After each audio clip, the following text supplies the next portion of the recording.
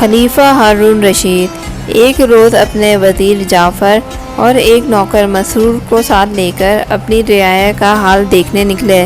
ان سب نے سوداگروں جیسے کپڑے پہن رکھے تھے۔ جب یہ لوگ دجلہ نہر کے قریب پہنچے تو دیکھا ایک مچھیرا ایک درخت کے نیچے غمزدہ بیٹھا ہے۔ اس کے قریب ہی اس کا جال رکھا ہوا ہے جو کہ خالی ہے، مچھلیاں نہیں ہیں۔ خلیفہ نے اسے پوچھا، کیوں رنجیدہ ہو مچھیرے؟ مچھیرے نے جواب دیا، میں ایک بڑے کنبے کی پرورش کرتا ہوں اور آج 2 روز ہو گئے ہیں کہ ہم لوگوں نے کھانا چکھا تک نہیں، اس لیے کہ میرے جال میں کچھ آیا ہی نہیں۔ اور آج صبح جب میں گھر سے چلا ہوں تو میرے بچے بھوک سے روتے ہوئے مجھ سے کہہ رہے تھے کہ جلد واپس آنا، لیکن میری سمجھ میں نہیں آ رہا کہ کیسے گھر لوٹوں۔ خلیفہ نے اسے کہا، تم اپنا جال دریا میں ڈالو اور جو کچھ اس میں آئے گا اسے میں تم سے 100 دینار میں خرید لوں گا۔ مچھیرا یہ سن کر بہت خوش ہوا اور جال نہر میں ڈال کر جب نکالا تو اس میں ایک بڑا سا صندوق جو مقفل تھا پھنسا چلا آیا۔ خلیفہ صندوق دے کر خوش ہوئے اور وعدے کے مطابق انہوں نے مچھیرے کو 100 دینار دے دیے اور صندوق کو اپنے محل میں اٹھوا کر لے گئے۔ خلیفہ نے محل پہنچ کر جب باکس کھولا تو دیکھا کہ اس میں ایک جوان خوبصورت عورت کی لاش رکھی ہوئی ہے۔ خلیفہ کو بڑا غصہ آیا اور اس نے پولیس کے ایک افسر کو بلا کر حکم دیا کہ اس جوان عورت کے قاتل کو 24 گھنٹے کے اندر تلاش کرو ورنہ تو میں پھانسی دلوا دوں گا۔ جب 24 گھنٹے گزر گئے اور پولیس افسر قاتل کو پیش کرنے میں کامیاب نہ ہوا تو اس پولیس افسر کو پھانسی دینے کی تیاری ہونے لگی۔ جلاد اس پولیس افسر کو پھانسی پر لٹکانے ہی والا تھا کہ ایک بہادر جوان سامنے سے آیا اور چیخا، قاتل میں ہوں، میرے علاوہ کسی کو پھانسی مت دینا۔ تمام لوگ نوجوان کی اس شرافت اور بہادری پر بہت زیادہ حیرت زدہ ہوئے۔ ابھی اس کو پھانسی پر لٹکانے یا نہ لٹکانے کا کوئی فیصلہ نہیں ہوا تھا کہ ایک بوڑھا آدمی تیزی سے چلاتا ہوا آیا اور کہا، مجھے وزیر جعفر کے پاس پہنچا دو۔ اس جوان کو سچا مت سمجھنا، میری بات کا یقین کرو کہ میرے علاوہ اس نوجوان عورت کا کوئی قاتل نہیں۔ لوگ بڑے حیران ہوئے۔ وہ ان دونوں کو وزیر کے ہاں لے گئے اور وزیر اس جوان اور اس بوڑھے کو خلیفہ کے پاس لے گیا۔ خلیفہ نے ان دونوں سے پوچھا، تم دونوں میں سے اس نوجوان عورت کا قاتل کون ہے؟ دونوں ایک ساتھ چیخ اٹھے کہ اس کا قاتل میں ہی ہوں اور کوئی نہیں۔ بادشاہ نے دونوں کو ڈانٹا اور نوجوان سے کہا کہ تو بتا، تو نے کس طرح اس کو قتل کیا؟ نوجوان نے عرض کیا کہ آپ میرے قتل کا حکم صادر کر دیجئے، اس لیے کہ میں نے اپنی بے گناہ بیوی کو مارا ہے جو ان بزرگ کی بیٹی تھی۔ یہ مجھے موت کے چنگل سے بچانا چاہتے ہیں اور اپنی زندگی کو میرے اوپر فدا کرنا چاہتے ہیں، اسی لیے اپنے اوپر یہ الزام لے رہے ہیں۔ خلیفہ نے سخت حیرانی میں ہاتھ پہ ہاتھ مارا اور جوان سے پوچھا، تم نے اس نوجوان کو کیوں اور کیسے قتل کیا؟ جوان بولا، وہ ان بڑے میاں کی بیٹی ہے اور یہ میرے چچا ہیں۔ اللہ تعالیٰ نے مجھے 3 اولادیں دی ہیں جو آج یتیم ہو جائیں گی۔ اس مہینے کے شروع میں وہ بیمار پڑی اور اس نے کہا کہ مجھے سیب کھانے کی خواہش ہے، مجھے کہیں سے سیب لا کر کھلا دو۔ میں نے تمام باغوں میں سیب تلاش کر ڈالے مگر نہ ملے۔ اس کے بعد ایک دوست سے اتفاقاً ملاقات ہوئی۔ اس نے مجھے بتایا کہ یہاں سے دور ایک باغ میں نے سیب دیکھے ہیں، وہ باغ ہمارے خلیفہ ہارون رشید کا ہے۔ میں کئی روز رات دن چلنے کے بعد اس باغ تک پہنچا اور 3 سیب 3 دینار میں خرید کر اپنی بیوی کے پاس واپس لوٹا۔ اتنے دنوں میں اس کا مرض بڑھ گیا تھا۔ دوسرے روز میں اپنی دکان پر بیٹھا تھا کہ ایک لمبے تڑنگے حبشی کو میں نے دیکھا۔ اس کے ہاتھ میں ایک سیب تھا جس سے وہ کھیل رہا تھا۔ میں نے اسے پوچھا، یہ سیب تم نے کہاں سے حاصل کیا؟ اس نے ہنستے ہوئے جواب دیا، میری ایک دوست عورت نے مجھے یہ تحفے کے طور پر دیا ہے، وہ بیمار ہے، اس کے لیے اس کا شوہر امیر المومنین کے باغ سے 3 سیب 3 دینار میں خرید کر لایا تھا۔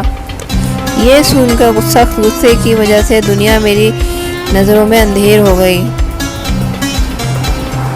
میں نے دکان بند کی، جلدی سے گھر گیا اور سیب گنے تو 2 ہی تھے۔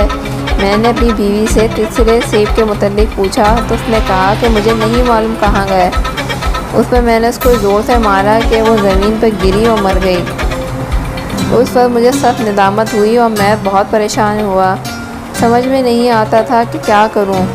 پھر میں جلدی سے ایک بڑا صندوق لایا اور اس میں لاش کو رکھ کر صندوق بند کیا، اور پھر اس کو اپنے گھوڑے پر لاد کر دجلہ نہر پر پہنچا اور اس باکس کو نہر میں ڈال دیا۔ وہاں سے واپسی پر میں کیا دیکھتا ہوں کہ میرا بڑا لڑکا روتا ہوا گھر کی طرف جا رہا ہے۔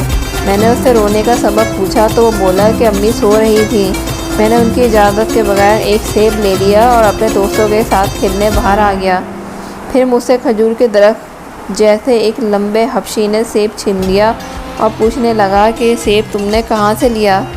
میں نے کہا کہ میرے والد یہ 3 سیب خلیفہ کے باغ میں سے 3 دینار میں میری امی کے لیے خرید کے لائے ہیں۔ میری امی بیمار ہیں۔ یہ سن کر وہ ٹھٹول کرتا ہوا چل دیا اور سیب بھی لے گیا۔ میں بھی اس کے پیچھے چیختا ہوا چلا، مگر اس نے کچھ پرواہ نہیں کی۔ جب میں برابر چلاتا رہا تو وہ غصے میں بھرا ہوا لوٹا اور مجھے ایک تماچا مار کر چلا گیا۔ ابا، سیب چلے جانے کی خبر امی کو مت دینا، ورنہ ان کو بڑا صدمہ ہوگا اور ان کی بیماری لوٹ آئے گی۔ جب مجھ پر اپنی بیوی کی پاک دامنی اور بے گناہی کا حال کھلا تو دنیا میری آنکھوں میں اندھیر ہو گئی اور میں رو رو کر اپنے دل کا بوجھ ہلکا کرنے لگا۔ تھوڑی دیر بعد میرے چچا آ گئے اور جب انہیں یہ قصہ معلوم ہوا تو وہ بھی میرے ساتھ رونے پیٹنے لگے۔ اسی دوران میں نے سنا کہ میرے جرم کی پاداش میں پولیس کا افسر قتل کیا جا رہا ہے، تو مجھ سے یہ برداشت نہ ہو سکا کہ 2 بے گناہوں کی موت کا سبب میں بنوں۔ اسی لیے میں پولیس افسر کو بچانے کی غرض سے چل پڑا۔ جب میرے چچا کو میرے اس ارادے کی خبر ہوئی تو یہ میرے پیچھے چلے آئے اور لوگوں کو بتایا کہ قاتل میں خود ہوں، تاکہ میں سزا سے بچ جاؤں اور میرے بچے یتیم نہ ہوں۔ حضور، اگر آپ نے میرے قتل کا حکم نہ دیا تو ایسی صورت میں جبکہ میرے ہاتھوں یہ بڑا جرم ہو گیا ہے، میں زندہ رہنے کی طاقت اپنے آپ میں نہیں پاتا۔ خلیفہ کو اس حبشی پر بڑا غصہ آیا اور پولیس افسر کو طلب کر کے حکم دیا کہ اس حبشی کو تلاش کرو تاکہ اسے اس کے انتہائی گھنونے جرم کی سزا میں پھانسی دی جائے۔ پولیس افسر حیران ہو گیا۔ اس کی سمجھ میں نہیں آتا تھا کہ اس خاص حبشی کو کہاں تلاش کرے۔ ابھی وہ تلاش کرتے ہوئے حبشی تک نہیں پہنچا تھا کہ اس نے ایک چھوٹی بچی کو دیکھا کہ اس کے ہاتھ میں ایک سیب ہے اور وہ خوش اس سے کھیل رہی ہے۔ پولیس افسر نے اسے پوچھا، یہ تو کہاں سے لائی ہے؟ وہ بولی، ریحان حبشی لایا ہے، یہ سیب ہمارے خلیفہ کے باغ کا ہے۔ اس پر پولیس افسر نے ریحان کو بلایا اور اسے پوچھا، یہ سیب تم کہاں سے لائے ہو؟ حبشی کو اس ڈر کے مارے کہ مجھ پہ بادشاہ کے باغ سے سیب چرانے کا بلا وجہ الزام نہ لگ جائے، سچ بات کہنی پڑی۔ پولیس افسر نے کہا، ارے وہ بیوقوف، تیری بیوقوفی سے ایک پاک دامن بیوی ماری گئی اور اس کے ساتھ ساتھ میرے قتل تک بات پہنچ گئی تھی۔ اب تو ہمارے خلیفہ کے پاس چل۔ اس مدت میں اس پاک بیوی کے کفن دفن کی تیاریاں کی جا رہی تھیں۔ جب اس کو کفن پہنانا شروع کیا تو مردے میں حرکت پیدا ہو گئی۔ لوگوں کو تعجب ہوا کہ شاہی حکیم نے مردے کو دیکھا اور کہا، عورت مری ہی نہیں، اس کو زمین پر گرنے کی وجہ سے سکتہ ہو گیا تھا۔ حکیم صاحب نے اس کو دوائیں دی اور مریضہ کی حالت سنبھل گئی۔ پولیس افسر جب اس حبشی کو بادشاہ کے سامنے لے جانے لگا تو راستے میں اس مردہ عورت کے باپ نے پولیس افسر کو علیحدہ لے جا کر عورت کے زندہ ہونے کی اطلاع دی۔ پولیس افسر اس خبر کو سن کر بہت خوش ہوا اور اس حبشی کو بادشاہ کے سامنے پیش کر دیا۔ بادشاہ حبشی پر بہت ناراض ہوا اور اس کو پھانسی کی سزا سنانے ہی والا تھا کہ پولیس افسر نے بادشاہ کو مردہ عورت کے زندہ ہونے کا حال سنایا۔ بادشاہ کو بڑا تعجب ہوا اور اس نے کہا، اس حبشی کو کم از کم بچے کے ہاتھ سے سیب چرانے اور ایک خطرناک جھوٹ بولنے کے الزام میں تمام لوگوں کے سامنے 100 درے لگائے جائیں۔ میری آج کی کہانی ان لوگوں کے لیے ہے جو کسی بھی پاک دامن پر بلا وجہ کی تہمت باندھ کر اس کو بدنام کرنے کی کوشش کرتے ہیں۔ ان کو یہ سوچنا چاہیے کہ ان کے ایک غلط بیان اور تہمت کی وجہ سے اس انسان کی زندگی پر کیا کیا اثرات مرتب نہیں ہو سکتے۔